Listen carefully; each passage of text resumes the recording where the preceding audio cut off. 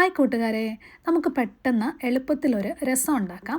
തക്കാളി ഇല്ലാത്ത രസമാണ് ഇന്നുണ്ടാക്കുന്നത്. അതാകുമ്പോൾ നമുക്ക് പെട്ടെന്ന് ഉണ്ടാക്കാനും പറ്റും. ദേ ചട്ടിക്കല ഞാൻ അടുപ്പത്തോട്ട് വെച്ച് കൊടുത്തു. ഒന്ന് ചൂടായി വന്നു. കുറച്ച് വെളിച്ചെണ്ണ ഒഴിച്ചു കൊടുത്തു കേട്ടോ. വെളിച്ചെണ്ണ ഒന്ന് ചെറിയ ചൂടായി വരാൻ വേണ്ടിയിട്ട് നമുക്കൊന്ന് വെയിറ്റ് ചെയ്യുന്ന സമയം കൊണ്ട് 2-3 സാധനങ്ങളൊന്ന് ചതച്ചുകൊണ്ട് വരാം. ശകലം വെളുത്തുള്ളി എടുത്തിട്ടുണ്ട്, ശകലം ഇഞ്ചി എടുത്തിട്ടുണ്ട്, പിന്നെ വേണ്ടത് കുഞ്ഞുള്ളിയാണ്. എനിക്ക് കുഞ്ഞുള്ളി ഇവിടെ ഇല്ലാത്തതുകൊണ്ട് ഞാൻ സവാളയുടെ ഒരു ചെറിയ കഷ്ണമാണ് എടുത്തത് കേട്ടോ. അതും കൂടെ കുറച്ച് ചെറുതായിട്ടൊന്ന് മുറിച്ചിട്ടു.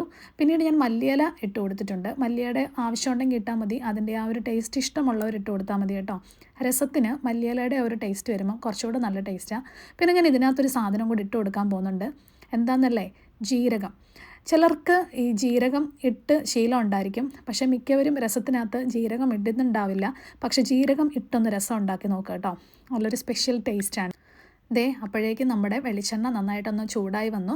ചൂടായ വെളിച്ചെണ്ണയ്ക്ക് നമുക്ക് കടുകൊന്ന് പൊട്ടിക്കാൻ വേണ്ടി ഇട്ട് കൊടുക്കാം കേട്ടോ. കടുകൊന്ന് പൊട്ടി വരുമ്പോഴത്തേന് നമുക്ക് ബാക്കി കുറച്ച് പണികളും കൂടെ ചെയ്യാനുണ്ട്. കടുക് ഇട്ട് കൊടുത്തിട്ടുണ്ട്. ഈ കടുകാണെങ്കിലേ മൊത്തത്തിലൊന്ന് പൊട്ടാൻ വേണ്ടി ഒന്ന് വെയിറ്റ് ചെയ്യണം. ഞങ്ങളുടെ അമ്മയൊക്കെ പറഞ്ഞ് ഞാൻ കേട്ടിട്ടുണ്ട്, കടുക് അതിനകത്ത് പൊട്ടാതെ കിടന്ന് നമ്മുടെ വയറിന് നല്ലതല്ല എന്ന്. അപ്പോൾ കടുക് മൊത്തം ഒന്ന് പൊട്ടി, എല്ലാ കടുകും പൊട്ടുന്ന അവസാനത്തെ നിമിഷം വരെ ഒന്ന് വെയിറ്റ് ചെയ്തിട്ട് ഇത് നമുക്ക് ശകലം കുഞ്ഞുള്ളി ആട്ടോ ഇട്ട് കൊടുക്കുന്നത്. പക്ഷേ കുഞ്ഞുള്ളി ഞാൻ പറഞ്ഞില്ല ഇവിടെ ഇല്ലാത്തതുകൊണ്ട് ഞാൻ സവാള തന്നെയാണ് ഇങ്ങനെയുള്ള സാഹചര്യങ്ങളിൽ ആഡ് ചെയ്ത് കൊടുക്കുന്നത്. സവാള ഇതൊക്കെ ചെറുതായിട്ട് അരിഞ്ഞ് ഒന്ന് അതിനകത്ത് ഇട്ട് കൊടുത്തു.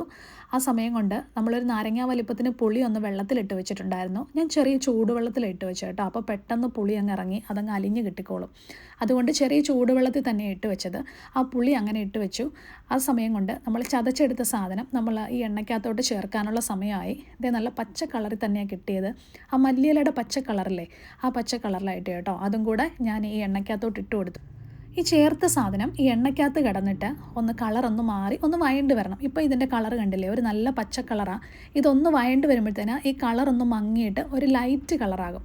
ഇത് കാണിച്ചു തരാം. ഇതേ കണ്ടോ, ഇപ്പോൾ ഒന്നൊരു ലൈറ്റ് കളറായി. ഈ ലൈറ്റ് കളർ ആകുമ്പോഴത്തേന് നമ്മുടെ ആ ഒരു പച്ച മണമൊക്കെ മാറി ഒരു നല്ല മണം വരും. അപ്പോൾ ഇത് തന്നെ മണം നമുക്ക് അടിക്കുമ്പോൾ തന്നെ അറിയാം അതിൻ്റെ ഒന്ന് വഴണ്ട് വന്നിട്ടുണ്ടെന്ന്. ഇതിങ്ങനെ വഴണ്ട് കഴിയുമ്പോഴാണ് നമ്മൾ ഇതിനകത്തോട്ട് പൊടികൾ ആഡ് ചെയ്യാൻ പോകുന്നത്. ഞാൻ ഒരു 1/2 ടീസ്പൂൺ മുളക് പൊടി ഇട്ട് കൊടുത്തു. അതുപോലെ തന്നെ ഒരു ശകലം മല്ലിപ്പൊടി ഇട്ട് കൊടുത്തു. അതും ഒരു 1/2 ടീസ്പൂൺ ഇട്ട് കൊടുത്തിട്ടുണ്ട് കേട്ടോ. ഇനി നമ്മൾ ആഡ് ചെയ്യാൻ പോകുന്നത് ഉലുവാപ്പൊടിയാണ്. ഉലുവ അധികം കൂടുതലിടരുത്, ഒരു കയ്പ്പ് നമുക്ക് ഫീൽ ചെയ്യും. അപ്പോൾ ഉലുവ ഒരു ശകലം, ഒരു പിഞ്ച് ആ ഒരു ടിപ്പിൽ മാത്രം കുറച്ചിട്ട് കൊടുത്തു. അതുപോലെ ഒരു 1/4 ടീസ്പൂണോളം കുരുമുളക് പൊടി ഇട്ട് കൊടുത്തു കേട്ടോ. അപ്പോൾ ഈ കുരുമുളക് പൊടിയുടെയും ആ ജീരകം നമ്മൾ നേരത്തെ ചതച്ചില്ലായിരുന്നോ, അതും കൂടെ മിക്സായിട്ട് നല്ലൊരു ഫ്ലേവറിലാട്ടോ ഈ രസം കിട്ടുന്നത്. അപ്പോൾ ഇതുവരെ ഇങ്ങനെ ഈ ജീരകം ചേർത്ത് രസം ഉണ്ടാക്കാത്തവരൊന്ന് ചെയ്ത് നോക്കിക്കോ.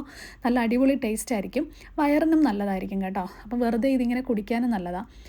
അതൊന്ന് വഴണ്ട് വന്നപ്പോഴത്തേന് ആ പച്ചമണമൊക്കെ ഒന്ന് മാറത്തില്ലേ, അപ്പോഴത്തേന് നമ്മൾ നേരത്തെ എടുത്തു വെച്ചിരുന്ന പുളിവെള്ളം ഇതിനകത്തോട്ട് ഒഴിച്ചു കൊടുക്കുക. ഞാൻ ആ ഫസ്റ്റ് ഇട്ട് വെച്ചിരുന്ന പുളിവെള്ളം ഒഴിച്ചു കൊടുത്തു.